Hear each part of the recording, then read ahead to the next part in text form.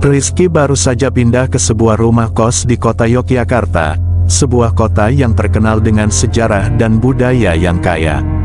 Namun, ada sesuatu yang aneh tentang kos itu, sesuatu yang tidak bisa dijelaskan oleh kata-kata. Awalnya, ia menganggap itu hanya perasaan tidak nyaman yang sering muncul saat pertama kali datang ke tempat baru. Kos itu terletak di sebuah gang sempit di pinggiran kota, jauh dari keramaian pusat kota. Bangunannya sudah cukup tua, dengan dinding cat yang pudar dan atap yang sedikit bocor.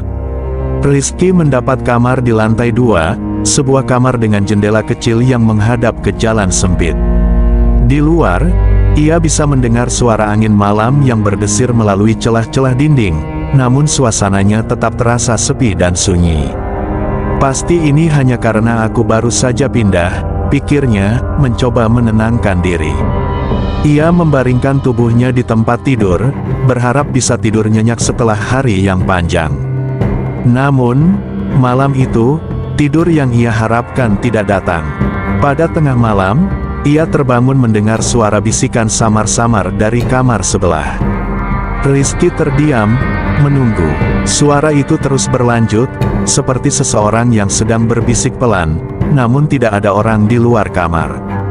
Penasaran, ia memutuskan untuk membuka pintu dan mengecek sekitar. Namun, saat ia melangkah keluar, tidak ada siapa-siapa. Semua penghuni kos tampak tidur dengan tenang, dan tak ada suara apapun yang terdengar. Rizky kembali ke kamarnya dengan perasaan sedikit aneh. Mungkin hanya angin, ia mencoba meyakinkan dirinya sendiri.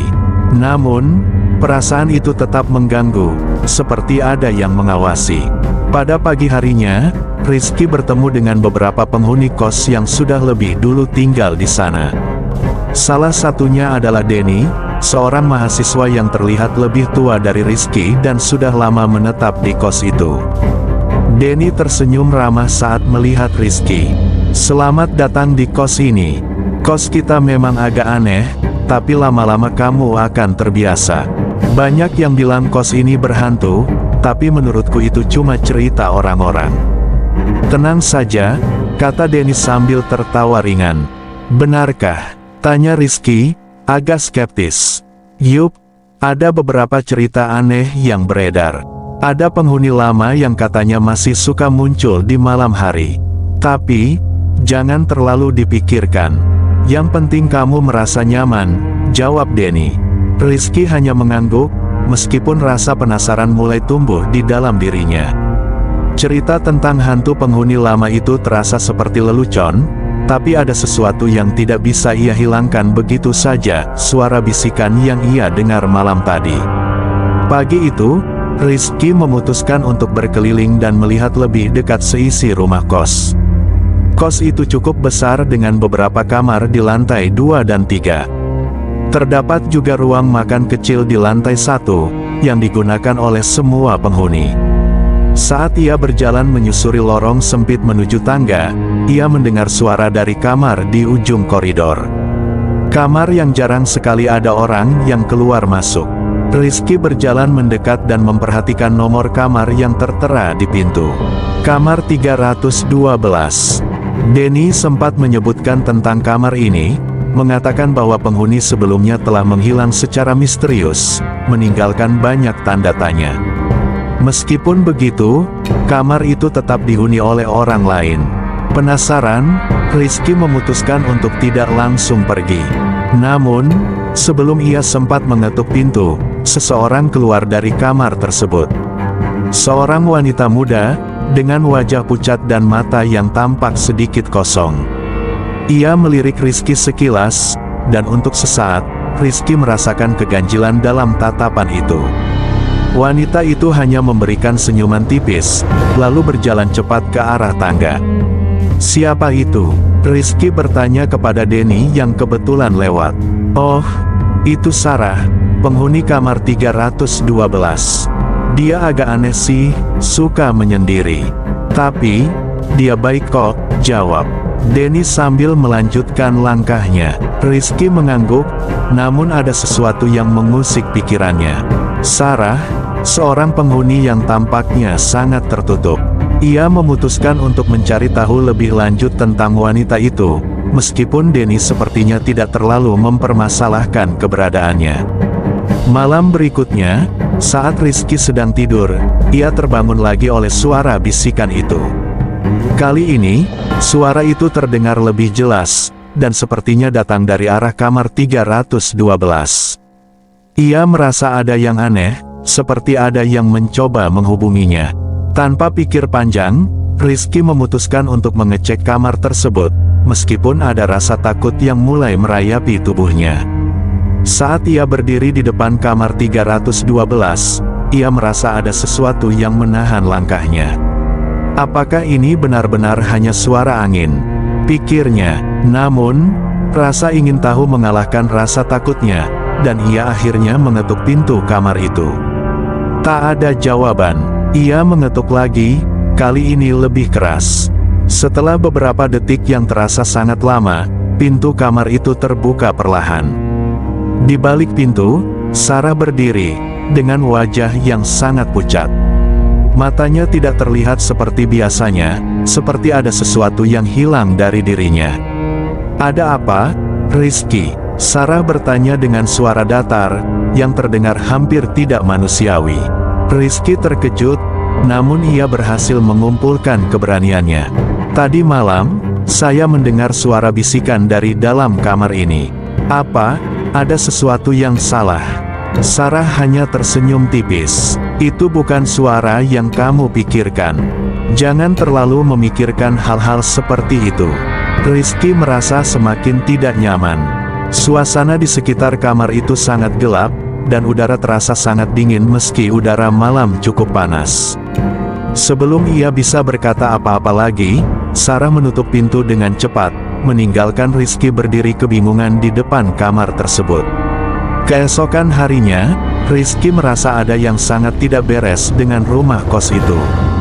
Beberapa penghuni mulai bercerita tentang kejadian-kejadian aneh yang mereka alami. Banyak yang merasa ada yang mengawasi mereka, dan beberapa bahkan mendengar langkah kaki yang tidak jelas asal-usulnya. Namun, yang paling mencurigakan adalah kisah tentang Sarah yang terus muncul di kamar 312, meskipun beberapa penghuni mengaku tidak pernah melihatnya keluar dari kamar sejak lama. "Ada apa dengan Sarah?" pikir Rizky, semakin penasaran. Keinginan untuk mengetahui kebenaran yang tersembunyi di balik rumah kos itu mulai menguasai dirinya. Setelah pertemuannya dengan Sarah, Rizky merasa semakin terganggu. Ada sesuatu yang tidak bisa dijelaskan, dan rasa ingin tahunya semakin besar. Ia merasa ada yang salah di kos itu, sesuatu yang lebih gelap dari sekadar cerita hantu atau isapan jempol penghuni lama.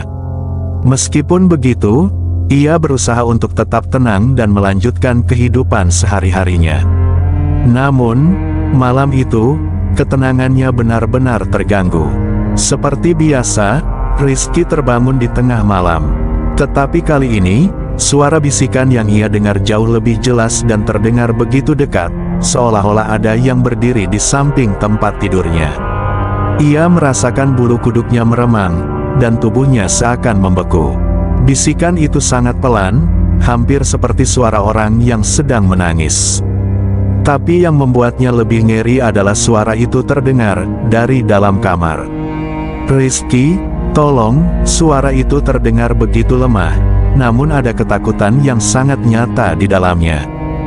Dengan tubuh yang bergetar, Rizky memutuskan untuk membuka mata dan melihat sekeliling kamarnya. Tidak ada yang tampak tidak biasa. Semua jendela tertutup rapat dan lampu-lampu rumah kos yang redup menyinari lorong dengan cahaya kunir yang sangat suram. Lalu, ia mendengar langkah kaki yang perlahan berjalan ke arahnya.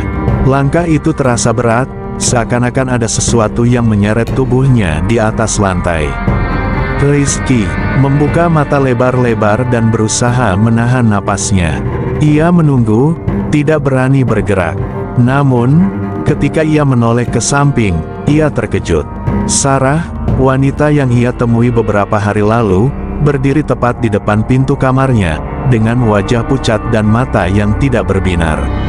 "Sarah," Rizky berbisik, suaranya serak. Sarah tidak menjawab, ia hanya berdiri diam, menatap kosong ke arah Rizky, seperti tidak melihatnya sama sekali. Tiba-tiba, tubuh Sarah terhuyung ke depan, jatuh ke lantai dengan suara yang mengerikan, seakan-akan tulang-tulangnya patah. Rizky menjerit, namun tidak ada suara yang keluar. Ia berusaha bergerak, namun tubuhnya seperti terjebak dalam ruang yang semakin sempit. Tidak lama kemudian, Sarah bangkit dengan kecepatan yang tidak wajar. Sekarang, matanya merah menyala, dan bibirnya tersenyum lebar, terlalu lebar untuk ukuran manusia. Senyuman itu bukanlah senyuman manusia biasa, melainkan senyuman yang penuh dengan kengerian. "Rizky," kata Sarah dengan suara serak yang membuat bulu kuduknya berdiri. "Kamu tidak tahu apa yang terjadi di sini, tidak ada yang bisa keluar." Dengan satu gerakan cepat, Sarah melompat ke arah Rizky, menjerit begitu keras sehingga Rizky hampir kehilangan kesadarannya. Saat itulah ia merasakan sesuatu yang aneh, sesuatu yang tidak bisa ia jelaskan. Tubuhnya terasa sangat berat, dan pikirannya menjadi kabur. Sarah menghilang begitu saja dalam sekejap mata, meninggalkan Rizky yang terbaring lemas, bingung, dan ketakutan. Pagi berikutnya, Rizky merasa cemas dan takut untuk keluar dari kamar. Namun, rasa ingin tahunya kembali mengalahkan rasa takutnya. Ia memutuskan untuk menemui Denny, berharap bisa mendapatkan jawaban yang lebih jelas tentang apa yang terjadi dengan Sarah dan kos ini. Saat ia memasuki ruang makan, ia melihat Denny sedang duduk sambil meminum kopi. "Denny, ada yang aneh di kos ini," kata Rizky dengan suara gemetar. Denny menatapnya sejenak, lalu menghela napas panjang. "Kamu sudah bertemu dengan Sarah, iya?" tanya Denny pelan. Rizky mengangguk, wajahnya masih terlihat pucat. "Apa yang sebenarnya terjadi di sini? Kenapa dia seperti itu?" Denny menatap kosong keluar jendela, seakan menghindari tatapan Rizky. "Sarah, dulu dia teman dekatku. Dia adalah penghuni lama di kos ini. Tapi, ada sesuatu yang terjadi pada dirinya." "Apa yang terjadi?" Rizky mendesak. Denny menggigit bibir bawahnya, berpikir sejenak. Beberapa bulan yang lalu, Sarah mulai terlihat berbeda. Dia sering mengurung diri di kamarnya dan tak pernah keluar. Suatu malam, dia hilang. Semua orang mengira dia pergi begitu saja, tapi itu tidak benar.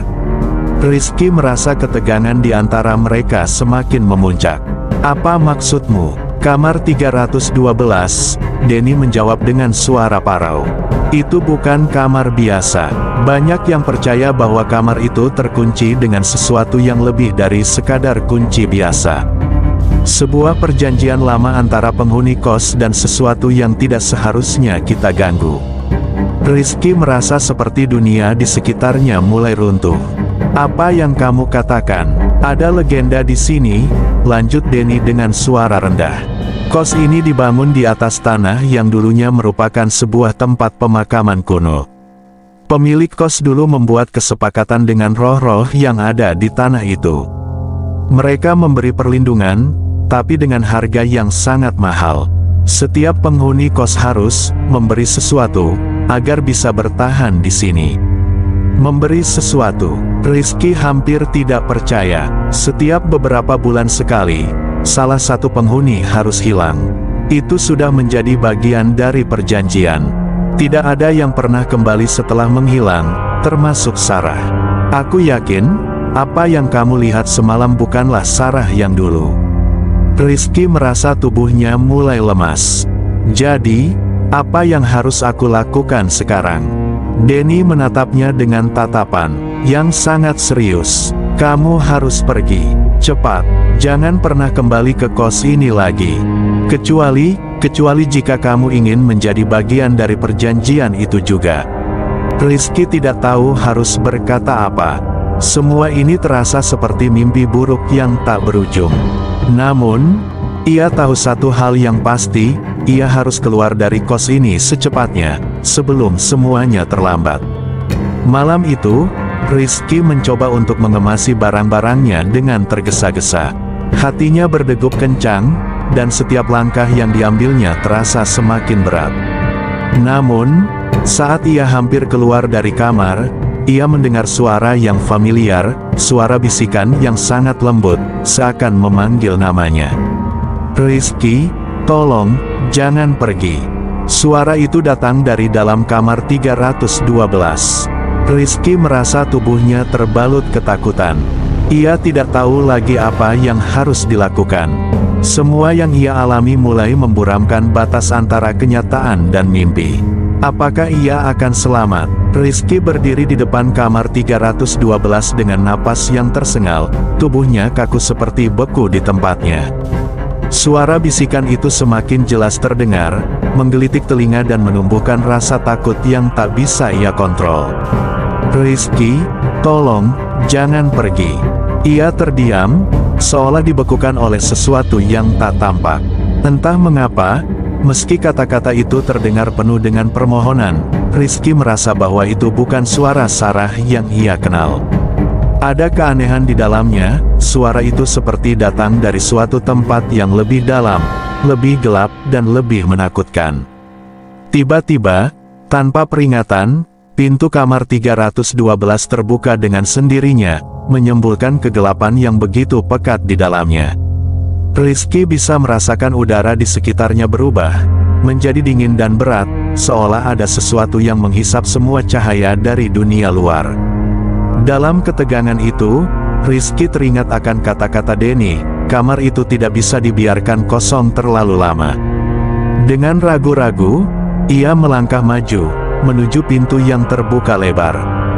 Setiap langkah terasa begitu berat, seakan ada tangan tak terlihat yang menariknya mundur. Namun, rasa ingin tahu yang lebih besar, ditambah dengan rasa takut yang bercampur aduk, mendorongnya untuk masuk. Begitu ia melangkah masuk, udara di dalam kamar terasa semakin dingin. Kamar itu gelap, hanya diterangi oleh cahaya rembulan yang menyelinap masuk melalui celah jendela yang setengah tertutup.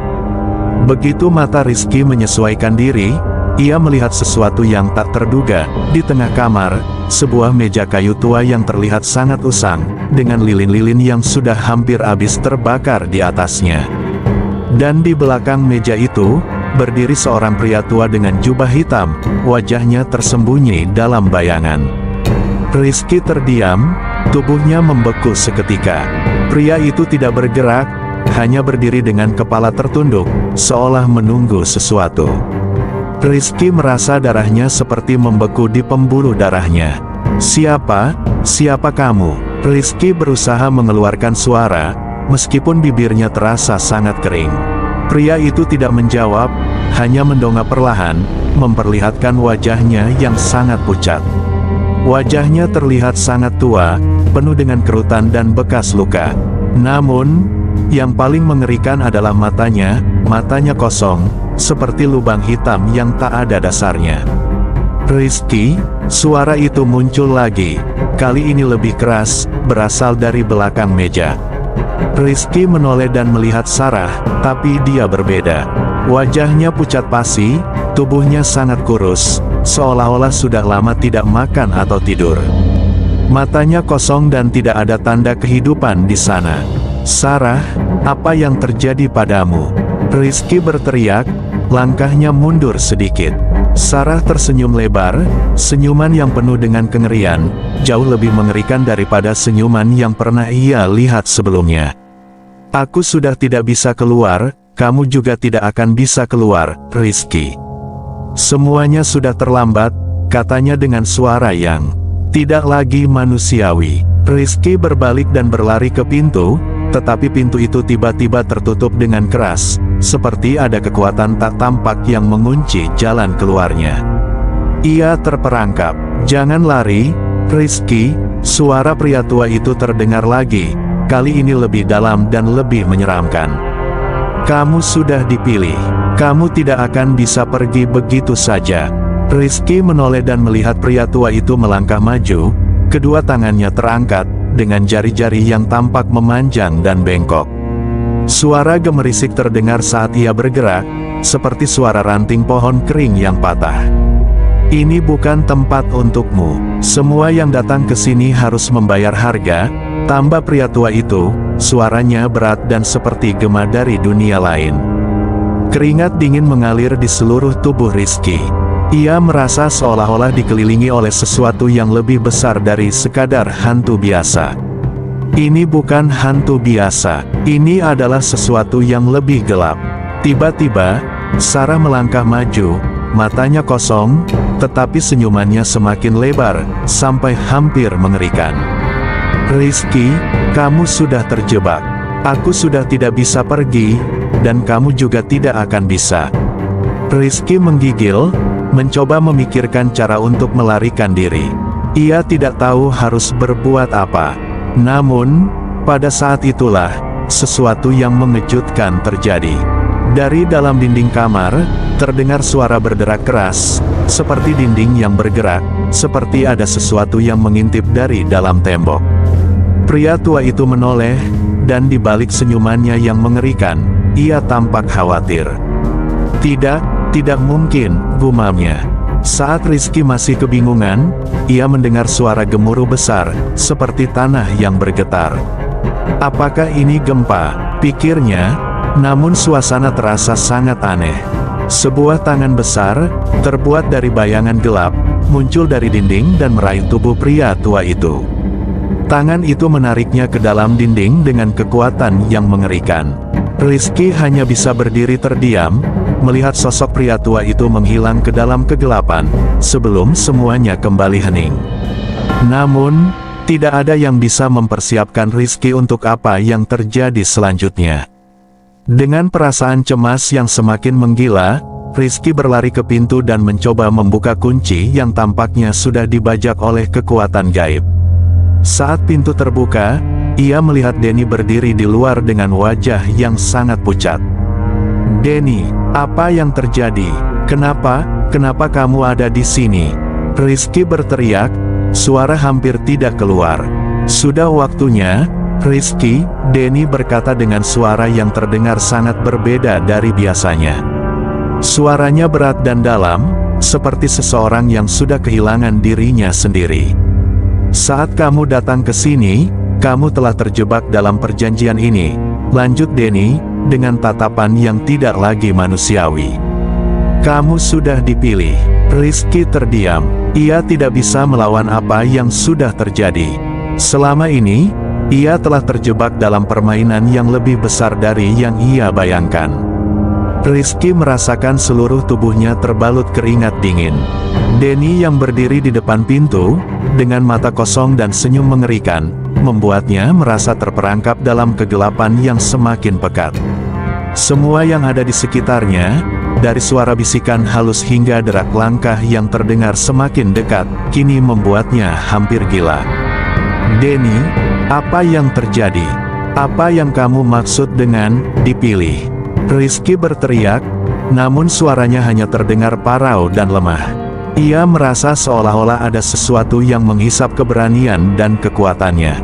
Denny tertawa, namun tawa itu terasa sangat asing. "Kamu tahu, Rizky, kos ini bukan tempat yang biasa. Bukan sekadar tempat tinggal. Ini lebih dari itu. Ini adalah tempat yang terikat pada kekuatan yang jauh lebih besar dari yang kita tahu." Dengan langkah perlahan, Denny mendekat, matanya tetap kosong, dan senyumannya semakin mengerikan. "Aku tak pernah bisa memberitahumu semua ini, tapi sekarang, kamu sudah masuk ke dalamnya. Ini bukan sekadar tentang Sarah atau aku. Ini tentang mereka yang ada di sini, yang tak bisa pergi. Kamu tidak akan pernah meninggalkan tempat ini." Rizky mundur beberapa langkah, rasa takut yang menggelora hampir membuatnya pingsan. "Siapa mereka? Apa yang kamu maksud dengan mereka?" Ia bertanya dengan suara yang hampir tak terdengar. Denny mengangkat tangan, menunjuk ke sekeliling kamar yang gelap. "Kamu tidak bisa melihat mereka, Rizky. Mereka ada di dalam setiap sudut kos ini. Mereka adalah yang mengatur semuanya. Mereka yang menghitung setiap jiwa yang masuk, dan mereka yang menarik satu persatu.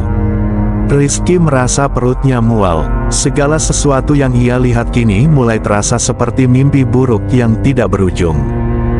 "Denny, apa yang terjadi padamu? Apa yang sudah kamu lakukan?" Denny tersenyum, tetapi bukan senyuman yang pernah Rizky kenal. Wajahnya kini tampak semakin menakutkan, seolah-olah dimiliki oleh sesuatu yang tidak manusiawi. "Aku sudah lama terperangkap, Rizky. Seperti yang akan kamu alami sekarang. Semua yang datang ke sini harus membayar harga, semua penghuni, termasuk aku dan Sarah." Tiba-tiba, dari dalam kegelapan kamar itu, terdengar suara wanita menangis, seperti suara dari jauh yang memanggil-manggil. Rizky mengenal suara itu, suara Sarah. "Sarah!" Rizky berteriak, mencoba untuk mencari sumber suara tersebut, namun hanya semakin terjerat dalam kegelapan yang seolah ingin menelannya hidup-hidup. "Jangan coba mencarinya," kata Denny, suara berat dan penuh peringatan. "Sarah sudah lama hilang. Kamu tidak akan menemukannya di sini." Sekeliling kamar semakin terasa sesak. Dinding kamar mulai bergetar, seperti ada sesuatu yang bergerak di dalamnya, sesuatu yang besar dan mengerikan. Rizky merasakan jantungnya berdebar kencang, nyaris tak mampu menahan rasa takut yang mengguncang tubuhnya. Ada suara berat menggeram dari balik dinding, seperti sesuatu yang sedang bangkit. "Denny, apa yang terjadi?" Rizky berteriak, hampir tidak mengenali suaranya sendiri. Tiba-tiba, dengan kecepatan yang sangat mengejutkan, Denny mengulurkan tangan ke arah Rizky. "Kamu sudah terpilih, Rizky. Saat kamu datang ke sini, kamu sudah menjadi bagian dari mereka. Tidak ada yang bisa pergi." Dengan napas yang hampir terputus, Rizky berlari ke pintu dan berusaha menarik gagang pintu. Namun, seperti yang ia duga, pintu itu terkunci, terhalang oleh kekuatan yang tak tampak. "Tidak ada jalan keluar, Rizky," suara Denny terdengar semakin dalam, semakin mengerikan. "Tidak ada yang bisa keluar dari sini. Sekali kamu masuk, kamu akan tetap berada di sini selamanya." Saat itu, suara langkah kaki terdengar dari koridor luar. Langkah-langkah berat yang semakin mendekat ke pintu kamar 312, seolah-olah ada banyak orang yang berjalan bersamaan. Rizky berbalik dan melihat, dari balik bayangan, sosok-sosok yang tak tampak dengan jelas mulai muncul satu persatu. Mereka adalah penghuni lama kos, tetapi wajah mereka tampak sangat berbeda, pucat, kosong, dengan tatapan yang tidak lagi manusiawi. Beberapa di antaranya mengenakan pakaian yang sangat kuno, dan kulit mereka tampak mengeriput, seolah-olah sudah lama mati. Mereka bergerak perlahan, seperti bangkit dari tempat tidur yang sudah lama mereka tinggalkan. Salah satu dari mereka, seorang wanita tua dengan rambut panjang yang kusut, melangkah maju dan mengulurkan tangannya dengan senyum mengerikan. Kami sudah menunggu kamu," katanya. Suaranya terdengar seperti seretan ranting kering. "Sekarang kamu sudah menjadi bagian dari kami." Rizky terhuyung mundur, merasa kepalanya berputar. Matanya mulai kabur, seakan tidak mampu memproses kenyataan yang ada di depannya. Ia ingin berteriak, namun tidak ada suara yang keluar. Semua terasa seperti mimpi buruk yang semakin dalam. Tiba-tiba, dengan sekejap, salah satu penghuni lama menerobos dan menyeret Rizky ke tengah ruangan. Tangan-tangan keriput dan dingin itu meraih tubuhnya dengan kekuatan yang luar biasa. Rizky berusaha melawan, tetapi tubuhnya terasa sangat lemah. Di dalam kegelapan itu, ia bisa merasakan hawa dingin yang semakin merasuk ke dalam tulangnya. "Kamu sudah tidak bisa keluar, Rizky," suara Denny terdengar semakin jauh, semakin menghilang. "Semua yang datang ke sini harus membayar harganya. Tidak ada yang bisa keluar. Kamu sudah menjadi bagian dari kami." Saat itu, tubuh Rizky terjatuh ke tanah, dan pandangannya mulai memudar. Semuanya mulai gelap, dan ia merasa seolah-olah ada sesuatu yang menariknya lebih dalam, menjebaknya dalam kegelapan abadi. Semua suara hilang, hanya ada kesunyian yang mengerikan.